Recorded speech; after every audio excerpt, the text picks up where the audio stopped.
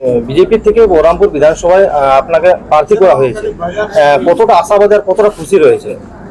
আশাবাদী দেখুন, আমাদের এখন আর এটা আশা নয়, আশা আমাদের আছেই। আর আমরা আশাতে জিতেই আছি। আমাদের কোনো এটা হারের কিছু কথা নয়। ভোট আমরা যা প্রসেসিং হবে, সে নিয়ম আছে, সেই নিয়মটা দেখছি 4 তারিখে। দেখুন আমাদের এই যে এখন হালকা আবির হলো, তখন কিন্তু আমাদের আবির সবাই মাথা থেকে পা পর্যন্ত থাকবে আবির। আমরা এটা জিতেই আছি অলরেডি। বহরমপুর বিধানসভা নিয়ে আমরা কোনো চিন্তা ভাবনা করি নাই।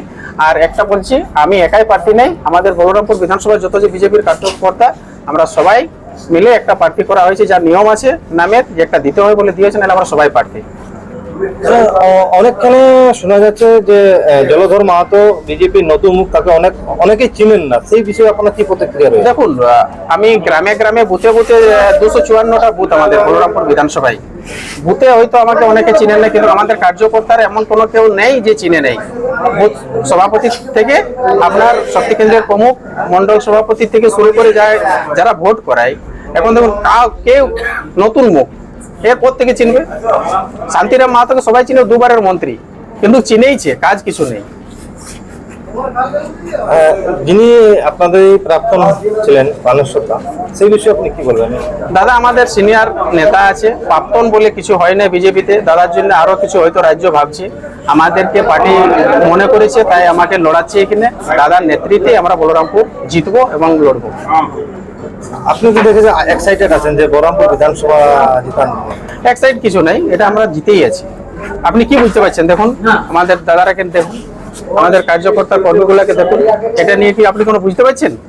যেটা হারার কোনো বুঝছেন? দেখুন হাওয়াটা দেখুন, কালের থেকে আপনি বুঝতে পারবেন। আমরা শুধু 4 তারিখে আরো ভালোভাবে দেখবেন, আপনি থাকবেন। দেখুন ভাতা সিঁড়িগুলা সব বুঝে গেছে মানুষ, ভাতা দিয়ে আর কিছু হবে না। লক্ষ্মীর ভান্ডার যেটা দিচ্ছে সেটা মানুষ বুঝে গেছে, কখন বাড়ায়, আর 5 বছর অন্তর উনি 500 টাকা বাড়ায়। এই ভাতা দিয়ে আর হবে না। সব যুব সমাজ কিংবা আমাদের লক্ষ্মীর ভান্ডার যারা পায়, তারা বুঝে গেছে যে দিদি আমরাকে ভাতা দিয়ে অন্য কোনো কাজ থেকে বঞ্চিত রাখে, চাকরি বাকরি কিচ্ছু নেই। এই ভাতা দিয়ে আর মানুষ বুঝবে না, এটা খেলা খতম আছে, শেষ আছে। এই যুব সাথী থেকে গতকাল ঘোষণা করেছে মুখ্যমন্ত্রী, কতটা প্রভাব পড়বে আপনাদের? ডিএর প্রভাব কিছু পড়বে না, ডিএ দিবে না, ওটা বলেছে, কারণ এখনো পর্যন্ত নোটিফিকেশন জারি করে নাই। মুখের কথায় হয় না দাদা, এটা সরকারি নিয়ম আছে যে কোনো একটা সরকারি নিয়মে কাউকে টাকা দিতে একটা নোটিশ জারি করতে হয়। এটাতে উনি এখনো পর্যন্ত করেন, আর করতেও পারবে না। এটা কেবল বলার কথা বলে দিয়েছে, দিতে পারবে না। ওটা মাস্টার শিক্ষিতরা সবাই বুঝে গেছে, যারা চাকরি করে তারা নিশ্চয়ই পড়াশোনা করেছে, তারা বুঝে গেছেন যে ডিএটা দিবে না, কারণ নোটিফিকেশন জারি করে। যদি দিবারই ইচ্ছা থাকতো তাহলে 8 দিন আগে কেন না করলো বলো? ও তো জানে যে মুক্ত থেকে এই তারিখের মধ্যে ভোট ঘোষণা হবে, তার 1 ঘন্টা আগে করছে, মানে এটা দিবার ইচ্ছা আছে বলুন? আপনারা দেখছেন রূপসী বাংলা মিডিয়া। এখন একটা ছোট্ট বিরতি, ফিরে আসছি বিরতির পর। পুরুলিয়ায় পাত্রপাত্রী যোগাযোগের একমাত্র বিশ্বস্ত প্রতিষ্ঠান বিবাহ পরিচয়।